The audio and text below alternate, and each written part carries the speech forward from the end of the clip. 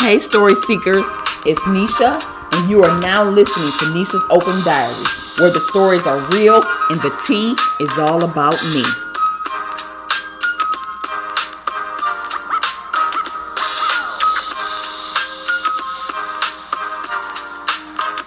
Welcome back to Nisha's Open Diary. Today is Monday, April 1st, 2024. I am Nisha, and you are now listening to Nisha's Open Diary, where my story times are true and my experiences are real. And today, I'm going to be talking about the story time about the time I bought my baby father a Christmas gift that wasn't received well at all. So, without further ado, let's get right into the story time. The holiday season came around and Christmas shopping was in full swing. I am anxious and filled with anxiety once again because I already knew that I had to get him a good gift. I know how he dressed. I knew his mentality about things, and the way that they had already treated me and judged me. I just knew it had to be a good gift. I couldn't fail. And they judged me about the things I had or didn't have. And when I say they, I'm talking about him and his family. Now, as Christmas is approaching, you start asking people, like what you want for Christmas. So we're doing that or whatever. But it was never really like, oh, I want this or whatever. It was more like I don't know, you just choose a gift. You choose whatever you want to get from me type of thing. So, but as I have repeated and stated in previous story times, him, his mother, and even his brother had already made me feel like I wasn't good enough.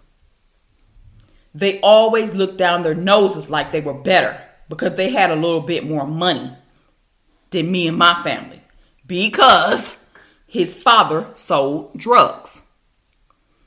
I didn't have it like that. So him and his family judged me and my family and what I had and what I didn't have harshly.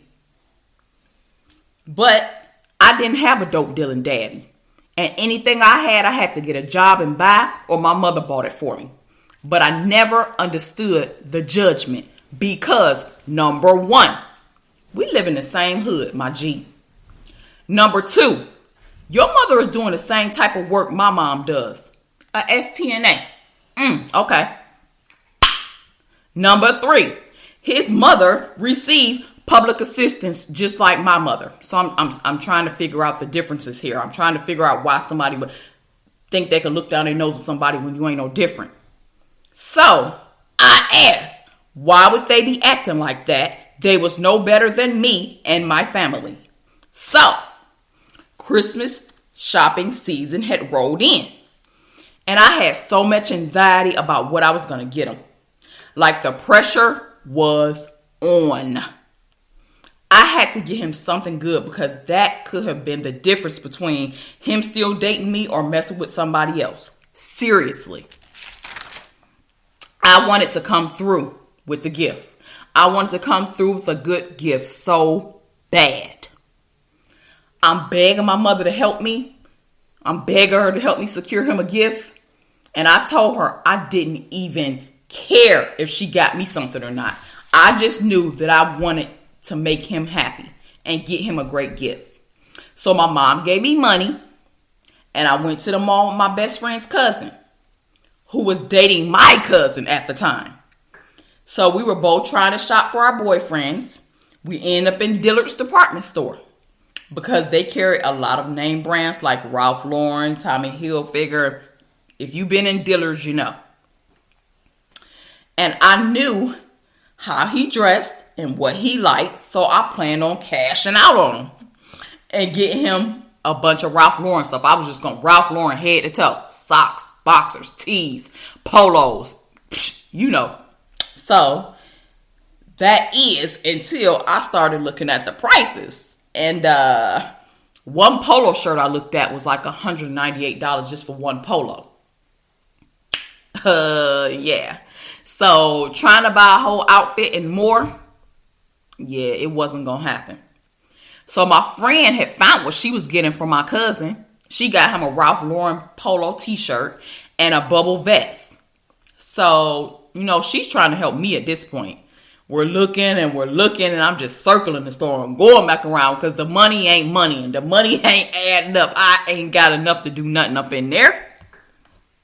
And so we come across another brand. And it looked similar to Ralph Lauren, but it wasn't no Ralph Lauren. And I was on the fence about buying it. So I buy 2 of these polo shirts, and the brand was called Knights of the Round Table. I will never forget it because he didn't let me forget it. His brother didn't let me forget it. Nobody let me forget that. And I kept telling my friend, he ain't going to want this. He wears real Ralph Lauren. I don't even want to give him this. He gonna clown me for this. I'm just not going to give him anything at all. That's where I was at. I was just like, it's better off for me to just not give him nothing at all. I think that'll be better. So I get him the stuff against my better judgment. So I get it home. I show my mother what I got. And I tell her, I don't want to give this to him. He ain't gonna like it. And my mother tells me she ain't got that type of money to spend on him. To spend on him alone. And I best be glad she can buy presents for me. She also told me if he didn't appreciate the gift, that he was ungrateful. And he should be glad that I even thought enough to get him anything. So, don't ask me why. But I was mad at my mother. Because I don't know what I expected her to do. I don't know. I thought she was going to come through, drop some bread on me, and I was going to be able to make things happen. Even though my mother was trying to scratch and scrimp and scrape up enough money to buy some gifts for me and our family, my brothers and me and stuff or whatever. But I don't know. That's just what I expected. So I just knew what would happen. I knew it. I seen it coming. I knowed it. So Christmas Day is fast approaching and I am overwhelmed with anxiety over this gift. Christmas Day finally arrives and I'm trying to avoid talking to him and I just wanted to hide out in my room and pretend to be sick, just anything to avoid him coming over that day and us exchanging gifts. Whoo! So the day gets underway and evening rolls in and we have a house full of people. Somebody answers the phone and tells me it's him. And I got a lump in my throat. Ugh. He was telling me he was on his way. I'm so nervous. My stomach is in knots and I'm still uneasy about giving him the shirts. So he gets there. He sits on the couch and he gives me my gifts. He bought me jewelry, rings to be exact. And every time like a little holiday or something like Valentine's Day, like at this point, I had a handful of rings. I had a ring on all 4 fingers. And at this point, like the late 90s, early 2000s, character rings was in, like, them gold character rings like Tweety Bird and Mickey Mouse and you name it. Like I had them all. I had a handful of rings. Do you tell me? I'm telling you, I had a handful of rings. Valentine's Day, he bought me a couple of rings. And then when this Christmas rolled around, he bought me a couple of more rings. I know I got that Tweety Bird ring. And I can't remember what the other one was. I cannot remember. I want to say Mickey Mouse, but I'm not sure. Okay, so like I said, he got there, he sat on the couch, and he gives me my gifts. He bought me jewelry, rings, as I said, and weren't fake. They were real, and I love my gifts. So then it was my turn, and I reluctantly go to get his gifts from under the tree. Oh, and yeah, I was not on board with giving him the gift. I wouldn't even wrap it. So my mom did. Because I was just going to tell him I couldn't get him nothing. Trust me, that would have been better than the embarrassment that was soon to come. His brother had also come with him. And so he opens the box. He pulls the shirts out, and then he looks at me and says, "What the fuck is this?" And looks at me and says, "Knights of the Round Table?" And he just looking at me.